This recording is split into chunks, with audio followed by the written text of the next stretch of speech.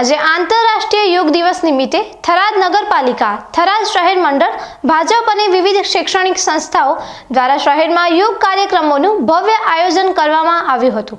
વડાપ્રધાન નરેન્દ્રભાઈ મોદીના પ્રયાસોથી યોગને વૈશ્વિક ઓળખ મળ્યા બાદ દર વર્ષની જેમ આ વર્ષે પણ થરાદવાસીઓએ ઉત્સાહભેર યોગ દિવસની ઉજવણી કરી।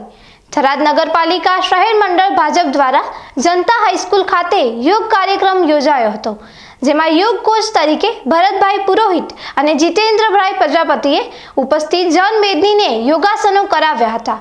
આ કાર્યક્રમમાં નગરપાલિકા સ્ટાફ, જનતા હાઈસ્કૂલ સ્ટાફ, ભાજપના કાર્યકરો અને આગેવાનો સહિત શાળાના વિદ્યાર્થીઓ પણ મોટી સંખ્યામાં હાજર રહ્યા હતા। તાલુકા કક્ષાનો વિશ્વ યોગ દિવસની ઉજવણી ગાયત્રી વિદ્યાલય ખાતે કરવામાં આવી હતી। આ ભવ્ય ઉજવણીમાં બનાસકાંઠાના પૂર્વ સાંસદ પરબતભાઈ પટેલ, માર્કેટયાર્ડના ચેરમેન શૈલેષભાઈ પટેલ, થરાદ તાલુકા વિકાસ અધિકારી, આરોગ્ય વિભાગના અધિકારીઓ સહિત મોટી સંખ્યામાં અધિકારીઓ અને આગેવાનોએ ઉત્સાહપૂર્વક યોગ કર્યા હતા। આ કાર્યક્રમમાં ડોક્ટર હિતેશભાઈ પ્રજાપતિ, દશરથભાઈ સોની અને હેમજીભાઈ ચૌધરીએ યોગ કોચ તરીકે સેવાઓ આપી હતી। થરાદ નગરપાલિકાના ચીફ ઓફિસર વિપુલ પરમારે આ પ્રસંગે જણાવ્યું હતું કે વડાપ્રધાન નરેન્દ્રભાઈ મોદીના અથાગ પ્રયાસોથી 2014માં સંયુક્ત રાષ્ટ્ર સંઘ દ્વારા 21મી જૂને આંતરરાષ્ટ્રીય યોગ દિવસ તરીકે જાહેર કરવામાં આવ્યો।